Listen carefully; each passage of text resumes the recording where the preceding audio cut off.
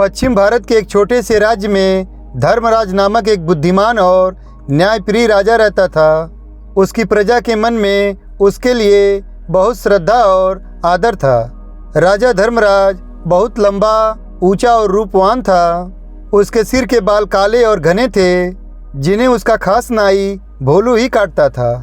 भोलू यह काम कई वर्षों से कर रहा था और अपने शाही हजाम होने का उसे बहुत गर्व था। पर भोलू को एक बात का बहुत ध्यान रखना पड़ता था। जब भी वह राजा के बाल काटने जाता, उसे याद रखना पड़ता कि वह राजा के साथ बिल्कुल अकेला हो। उस समय किसी का भी शाही कमरे में आना सख्त मना था। बात दरअसल यह थी कि भोलू राजा के बारे में एक राज जानता था। राजा के सिर के दोनों तरफ दो छोटे छोटे सींग उग रहे थे। यह बात सिर्फ राजा और उसके नाई ही जानते थे।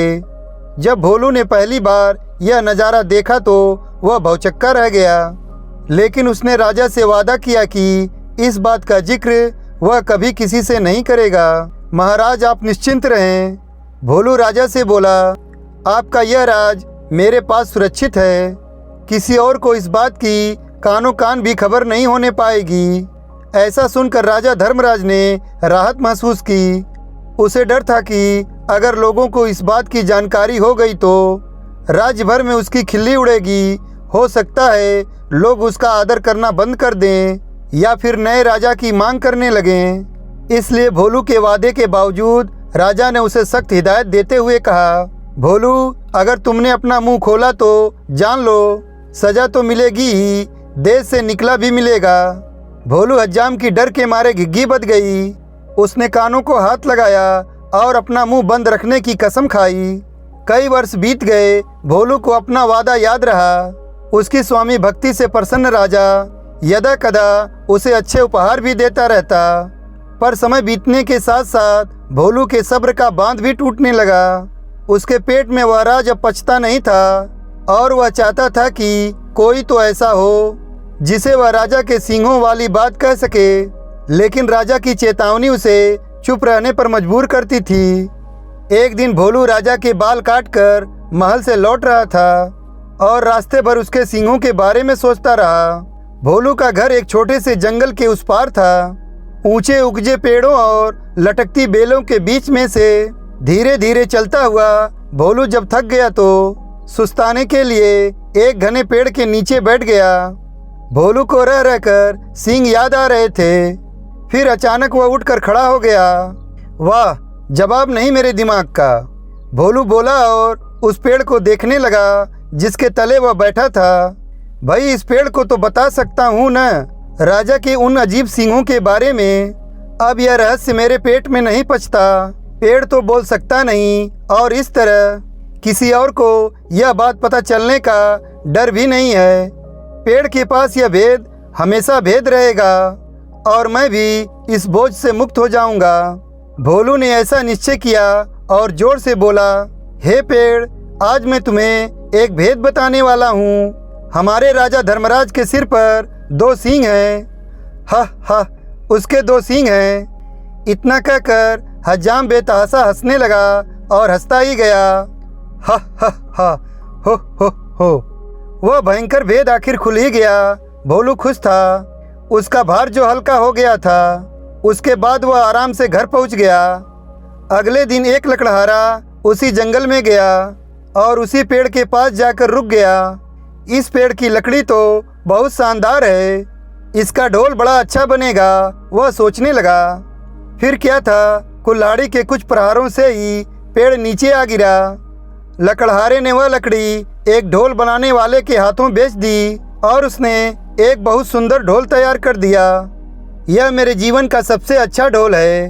ढोल वाला खुश होकर बोला, कल बाजार जाकर इसे अच्छे दाम पर बेच दूंगा। अगले दिन ढोल वाला बाजार गया और एक कोने में खड़ा होकर ढोल बजाने लगा। ढोल से बड़ा सुरीला स्वर हुआ। ढोल वाला उसकी आवाज़ सुनकर झूम उठा। वह चिल्लाकर बोला, बाबू, यह ढोल खरीदो। कोई है जो इस शानदार जानदार ढोल को खरीदे। धीरे धीरे उसके इर्द गिर्द भीड़ जमा हो गई। लोग खामोश होकर ढोल की मज़ेदार आवाज़ सुनने लगे। भाई वाह, क्या कहने हैं इस ढोल के। एक बूढ़े आदमी ने तारीफ की। तारीफ सुनकर ढोल वाला और भी जोर से ढोल पीटने लगा। तभी उस ढोल में से एक अजीब आवाज़ आई। लोगों के कान खड़े हो गए, उनका दिल धक से रह गया। ढम ढम ढम ढोल बजा। आज मैं तुम्हें एक भेद बताने वाला हूँ। हमारे राजा धर्मराज के सिर पर 2 सींग हैं। हा हा, उसके 2 सींग हैं। हा हा हा, हो हो हो। लोग वहाँ जड़वत खड़े हो गए। उन्हें अपने कानों पर विश्वास नहीं हो रहा था। ढोल वाला फिर ढोल पीटने लगा और फिर वही आवाज़ निकली। वह बहुत हैरान और शर्मिंदा हुआ। आखिर एक ढोल यह सब कैसे बोलने लगा।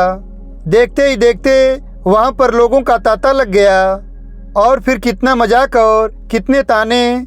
उफ, हमारे राजा के 2 सींग, हमारे राजा के 2 सींग। लोग तो जैसे गाना गाने लगे। जब राजा धर्मराज ने सुना तो दुखी भी हुआ और नाराज भी। गुस्से से उसका चेहरा तमतमा उठा और वह गरजते हुए बोला, उस ढोल वाले को पकड़कर यहाँ ले आओ। राजा के सैनिकों ने शीघ्र ही उसे पकड़ा और राजा के समक्ष प्रस्तुत किया। ढोल वाला डर के मारे कांप रहा था। बदमाश, तेरी इतनी हिम्मत की तू मेरी खिल्ली उड़ाए। राजा फुफकारा। भयभीत ढोल वाले ने राजा के पैर पकड़ लिए। महाराज, वह गिड़गिड़ाया, मैंने तो एक लकड़हारे से कुछ लकड़ी खरीदी थी और उसी से यह ढोल बनाया है। मैं बिल्कुल नहीं जानता कि यह ढोल ऐसी बेहुदा बातें कैसे बोल रहा है। मुझे क्षमा कर दीजिए महाराज। राजा ने लकड़हारे को बुलाया और बोला, जो लकड़ी तुमने ढोल वाले को बेची वह तुम्हें कहाँ से मिली? लकड़हारे को काटो तो खून नहीं, डरते हुए बोला, जंगल में एक पेड़ से मिली महाराज। तुम्हारी लकड़ी से बना ढोल बोलता कैसे है? राजा धर्मराज ने पूछा। मैं तो खुद हैरान हूँ महाराज। दुविधा में फंसा लकड़हारा बोला, मैं कई वर्षों से लकड़ी काटता और बेचता आया हूँ, पर ऐसा अचंभा पहले न कभी देखा न सुना। अब राजा परेशान, लकड़ी कैसे बोलने लगी। राजा और उसके दरबारी निरुत्तर थे, पर राजा धर्मराज ने भी ठान लिया कि इस घर के भेदी का पता लगाकर ही छोड़ेगा। वह सोचने लगा, उसके अलावा सिर्फ एक ही व्यक्ति यह भेद जानता था और वह था भोलू नाई। पर भोलू तो इतना निष्ठावान है कि इतने सालों बाद भी उसने अपने मुंह को ताला लगाए रखा है। नहीं नहीं, भोलू ऐसा नहीं कर सकता। फिर भी उसने एक बार भोलू को बुला भेजा। भोलू को जल्दी से हमारे सामने पेश करो, वह अपने सैनिकों से बोला। भोलू नाई आया, ऊपर से नीचे तक थरथराता हुआ। भोलू, तुम एक ही हो जिसे मेरा भेद पता था। तुमने और किसी को बताया? सच उगल दो वरना सजा पाओगे। मम्मा महाराज, डर से भोलू हकलाने लगा। आप तो जानते ही हैं मैं कितने वर्षों से अपना मुंह बंद रखा, पर मेरे लिए यह बात छुपानी मुश्किल हो रही थी। मैं चाहता था कि कोई तो हो जिसे मैं ये राज बता सकूं। बोलते बोलते भोलू रुक गया और सिर झुकाकर खड़ा रहा। बोलते रहो, फिर क्या हुआ? धर्मराज रुखाई से बोला। भोलू धीरे धीरे फिर बोलने लगा। महाराज, एक दिन जब मैं जंगल के रास्ते लौट रहा था, मैं आराम करने एक पेड़ के नीचे बैठ गया। बस आपके बाल तब काट कर ही आ रहा था और उन सींगों के बारे में भी सोच रहा था। काश मैं उनके बारे में किसी से बात कर पाता। आखिर मैं भी इंसान हूँ। तभी मेरे दिमाग में एक बात आई और मैं पेड़ को यह बात बताकर हल्का हो गया। सोचा कि पेड़ को बताने से क्या नुकसान। क्या मालूम था कि इसकी लकड़ी ही बोल पड़ेगी। अब समझा, बुद्धिमान राजा ने पहेली बूझ ली। वह पेड़ जादुई था, सुन बोल सकता था, इसलिए उसकी लकड़ी से बने ढोल को जैसे ही पीटा गया वह बोलने लगा। और जो कुछ तुमने मेरे सींगों के बारे में कहा वही शब्द वह दोबारा दोहराने लगा। जादुई ढोल की उलझन सुलझाने के बाद राजा भोलू नाई की तरफ देखने लगा। भोलू शर्म से सिर झुकाए खड़ा था। लकड़हारा और ढोल वाला भी पाने हाथ बांधे सजा का आदेश सुनने के लिए खड़े थे। राजा धर्मराज बुद्धिमान ही नहीं, न्यायप्रिय भी था। उसने तीनों को क्षमा कर दिया क्योंकि वह जानता था कि ढोल के जादुई होने में उनका कोई दोष नहीं था। वह मुड़ा और उसने बोला, मैं तुम सबको माफ़ करता हूँ, तुम तीनों जा सकते हो। तीनों को अपने क्षमादान मिलने पर विश्वास नहीं हुआ। राजा को नमन करते हुए वे बोले, राजन आप महान हैं, आपकी इस कृपा के लिए सत सत धन्यवाद। दोस्तों, जादुई ढोल हिंदी लोक कथा कैसी लगी आपको? अगर कथा अच्छी लगी हो तो लाइक कीजिएगा, शेयर कीजिएगा, और अभी तक चैनल को सब्सक्राइब नहीं किया है तो चैनल को सब्सक्राइब कीजिएगा। और वीडियो देखने के लिए धन्यवाद।